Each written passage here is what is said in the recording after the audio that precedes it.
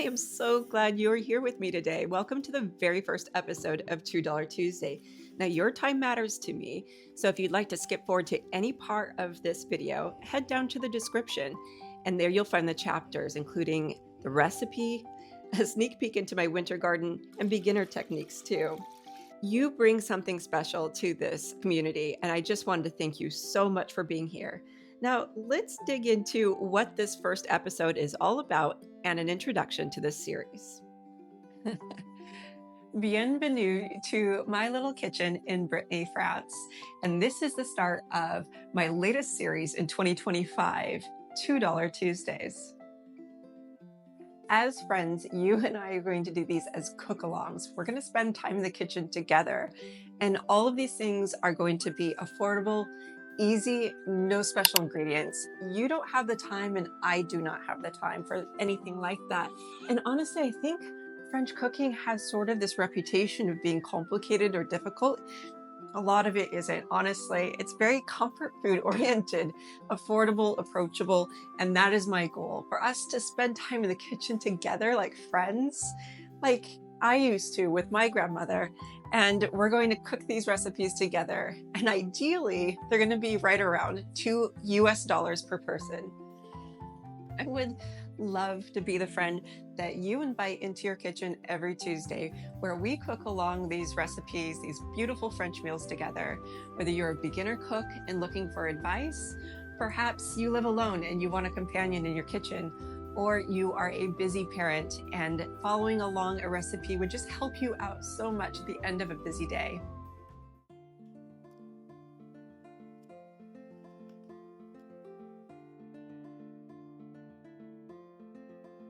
Welcome, friend. Bienvenue to my kitchen. We are going to do a cook-along today, and the recipe is called Poulet Blanquette. It is French chicken stew. It is super affordable, the perfect comfort food for winter, and a classic that your entire family will love. So grab your favorite cooking pot and let's get started. Let's take a quick look at all of the prepared ingredients. This is the chicken, and I cut it into pieces that are not too small. I definitely do not want them to dry out. And here is the flour that I like to use here in France. It's sort of like all-purpose flour. Later in the video, I explain what this is. It's called bouquet garni. Here are my herbs de Provence, and I also have a tip for you in this video. Creme fraiche. Now this can be expensive depending upon where you are at in the world. Sour cream can be an affordable alternative, and our olive oil and cornstarch. I will admit I have family bring me cornstarch from the States. Water, and I cut the potatoes the same size as the chicken so that they don't break down too much. Potatoes can break down during the cooking process. Here are the mushrooms. I put a little bit more carrots in because I had extra, and I love carrots in my stew. I also added some leftover garlic. It's just something I had on hand. This video is a cook-along, and there's going to be pauses at the end of each step so that you can stop the video, or you can use the chapters in the description below. Welcome to step number 1. The goal here is to take the chicken pieces and toss them in the flour until they're evenly coated. This helps thicken the sauce and lock in all those juices. You'll see I'm doing this on a metal plate, and that's because I'm choosing not to use single-use plastic bags. If you use your hands like I am here, be sure to wash carefully before and after. It's okay if you've got a little extra flour over, but it should be just about 2 tablespoons for 4 chicken breasts. You'll notice that I cut these chicken pieces a little bit bigger than bite size. I don't want them to dry out during the cooking process. And at this point, this is a great time to pause the video if you're cooking along with me to finish this step. I just wanted to say that I'm so glad you're here, and you're doing great so far. I'm absolutely sure of it. We are already at step number 2, and what we're going to do is heat the olive oil first in your big pot. Whatever kind of pot would be sort of deep for a big stew like this. So grab your olive oil and we're going to add it to the pot. We're going to warm this up before adding the onions. Now, as a reminder, if you don't want to cook step by step with me, you've got a couple options. You can go down into the description and move forward by chapters. Just click that link and the video will advance. All right, our goal right now is to do what they call soften the onion and the garlic. Now, remember, I added in garlic. You don't have to. It's totally up to you. We're not baking here, and that's the fun part. Take a look at what's in your fridge or your pantry. You and I do not like food waste, do we? So I know that it's ready to start cooking when I put a couple pieces of onion and garlic in, and then I wait and I look. And when they start to sizzle, I know they're happy and ready to go. See, you can see that now. It's happening. It's starting to bubble and to simmer a little bit. So what does it mean when a recipe says to soften? Well, you don't want to brown it or fry it because it'll turn crispy. What you're really trying to do is slowly cook and infuse the great flavors, and so that the ingredient isn't so raw. This step is going to take about maybe 3 to 8 minutes. It really depends upon your cooktop and how fast you're cooking this. You can see that the onions are actually starting to look a little yellow right now, right? Well, that's because of the olive oil. They're not ready yet. Blanquette originated during the reign of King Louis XIV, known as the Sun King. And when French cuisine became a symbol of refinement and elegance, it became a favorite of the royal court for its kind of delicate spirit and spice-free flavor. The French generally don't cook with a lot of spices. Spicy flavors like as in heat or super peppery. This is your reminder to adjust the heat if your onions are cooking too fast. They should not be turning brown. Patience is key during this step. The word blanquette comes from the term blanc, which means white. That refers to the dish's sort of pale creamy sauce, which is its defining character. Historically, blanquette was a way to use up leftover roasted meat. French cooks repurposed veal or chicken into this new dish. It was typically an original recipe made with veal, but chicken is much easier to get and much more affordable. Do you remember this when we were looking at our ingredients? It's called bouquet garni. It often comes in a packet here, but sometimes you can find them also made up really pretty with twine at the open air markets in France. You can make them on your own. This one in particular is thyme and laurel. They originated in the 17th century France, and it's a hallmark of French cooking. They use them a lot, and it adds a lot of subtle flavor to a dish without overpowering it. But if it's too expensive or hard to find, don't worry, you can leave it out. Finally, let's get a little bit closer look. You can almost see the pot through those little pieces of onion there. Do you see how they're translucent now? That's when you know they're ready. If you're cooking along with me, this is a perfect spot to pause the video and you and I are going to move forward to the step number 3. Welcome back. You are now at step 3 and we're making good progress here. I'm so proud of you. The goal here is not to cook the chicken all the way through. What we're trying to do is lock in those juices because it's going to cook the rest of the way during step 4. So you place the meat around the pot, and when it turns barely white on the outside, you know you've done a good job, and you flip the chicken piece over to the other side. All right, now we've got our herbes de Provence, and I'm going to sprinkle that all over. Oh, the heat from the pot and the chicken cooking just really brings out these flavors, and oh my goodness, I wish you could smell this. It smells so good. You see how the chicken has turned white like that? That's all we really need to do. Just barely get that seared there. And similar to the onions, I want you to continue to adjust your heat. You don't want the chicken to brown or cook all the way through. And if you are following along step by step, thank you. I am so glad you are here. Next, I want you to grab your carrots and potatoes and mushrooms. Just a quick note about some of these vegetables. You'll note that I actually didn't peel my carrots and potatoes in this video. And that is because some of the varietals here in France have very thin skin. And a lot of the skin on your vegetables actually have the most nutrition. I'm choosing not to remove the skin on them. It's completely up to you and which varietal you're using.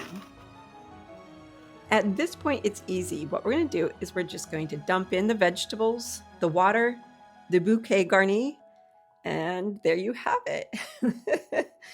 You've already done the hard part, which wasn't really that hard. Now give everything a good stir.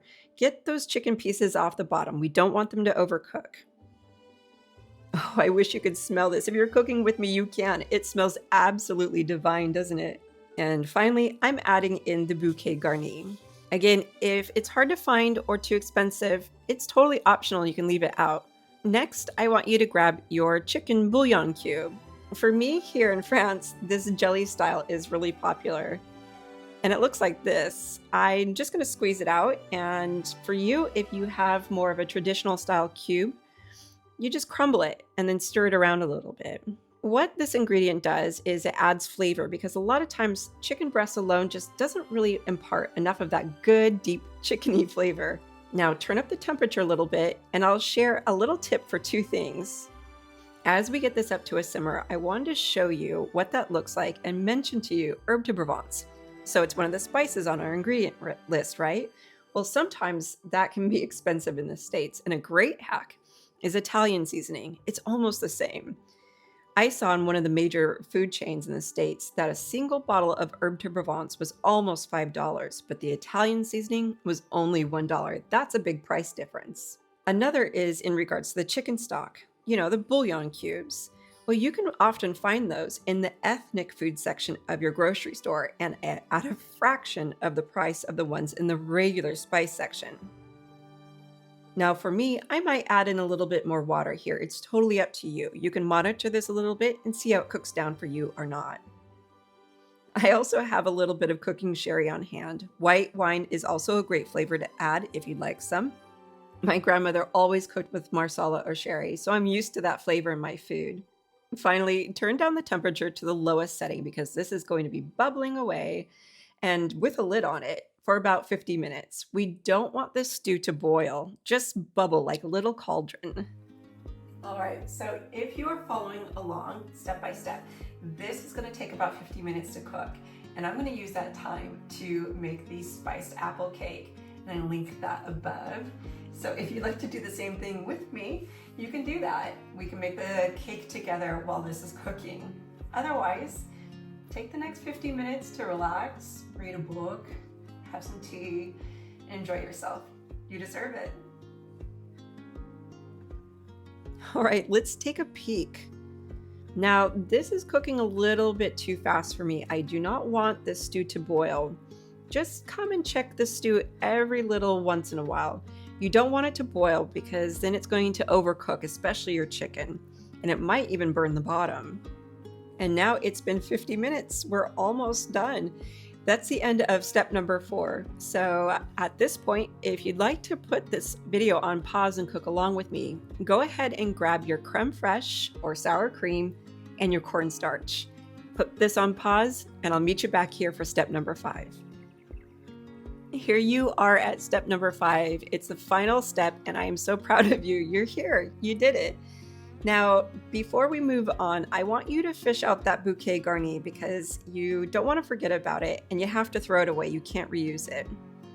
Now, do you remember what makes this Poulet Blanquette? Yeah, you got it. It's the white. It's the cream. So, oh my goodness, look at the steam coming off of the stew. Wow, that's amazing. Now, here's our creme fraiche, or if you're using sour cream. I first wanted to let you know that I let this sit at room temperature while I was cooking the stew because I didn't want it to be super cold and curdle or have problems when I incorporate it into the stew. Now, I'm going to share with you right now a little tip on how to avoid that as an issue. So the first thing that I want you to do is get a little spoon or small fork out, and what you're going to do is spoon some of the broth into the cornstarch. I'm just using my fork as a whisk to break down the cornstarch into a little bit of broth, nice and smooth. So what is the purpose of the cornstarch? The purpose of it is to thicken up the broth because right now it's more like almost like a chicken noodle soup instead of that creamy blanquette. Here, I'm just trying to temper the sauce a little bit, make sure that the creme fraiche isn't going to be super upset about life when it's dumped into a hot boiling soup. That's also the reason why I left it out to come up to room temperature. Now, the next thing you need to do is if you have turned off your stove, just turn it back on. And what we're going to do is cook this for about another 10 minutes. Just keep an eye on it, and you do not have to put the lid back on. What you're looking for is for the sauce to thicken up a little bit. That's what the cornstarch is going to do. We'll check back in about 5 minutes time and see how it's doing. All right, 5 minutes has passed. Do you see how it's starting to thicken up a little bit? And there you have it. You did it. I am so proud of you. You made your first Poulet Blanquette, your French chicken stew. Let's get some crusty bread ready. Now in Brittany, my part of France, they will serve bread and butter together, but not always in other parts of France. Out here in Bretagne, we love our butter. I had so much fun making this video for you, and I truly hope that you enjoy this French recipe. It was such a gift to spend this time with you. Thank you for inviting me into your home and into your kitchen. I honestly feel like this recipe is a go-to for the winter, and the fact that it's only $2 per serving on average is just amazing. It is healthy, it fills your home with the most amazing aromas, and fills your belly with so much comfort and soul. Now, in this next section, I am going to share with you a few beginner techniques, but for now, the rest of you, thank you so much. Please stay around for the gardening bits that I have at the end. I'd love to share the garden with you. And thank you for being here for $2 Tuesday. For the beginners that are watching, mushrooms often come like this. They're quite dirty, and you have a cap and a stem. Now for me, I'm quite simple when it comes to this. I just snap off the stem from the cap, and I would give them a good washing. The one thing that you'll want to not do is wash all of them unless you are prepared to use them. If you are only needing a little bit of the mushrooms, then you'll want to dry store the remaining mushrooms. Otherwise, they'll turn on you a little bit faster. So I'm just washing them up here, and I'll show you how I finish preparing them. Next, after washing them off, I like to dry my mushrooms a little bit and just finish wiping them off with a paper towel. This helps get excess water off of them. They actually have a really high water content, and certain recipes, it's really important to cook out the water from your mushrooms. But here, this is just a way for me to finish drying off the ones that I washed and check for any residual dirt. And finally, for storage, what I like to do with the rest of the unwashed mushrooms is I put them in a little pot or storage container. I line it with paper towels, and then I just dump those guys in. They're unwashed, and so they're not going to absorb that extra water yet. And I use the damp paper towels that I use to wipe off the clean mushrooms. I just put them on top. It will help them stay longer in your refrigerator. Finally, welcome to my winter garden. In this space, what I'm going to do every week is share some amazing French tips and gardening hacks, kitchen cooking hacks, all sorts of things that I've learned from my neighbors and just living in this amazing country. But for this first episode, I just wanted to share a little bit about me and my background. I'm American. I moved here full-time in 2019, and I found this property during COVID. It's about 3 acres and a real mix of that river that you just saw.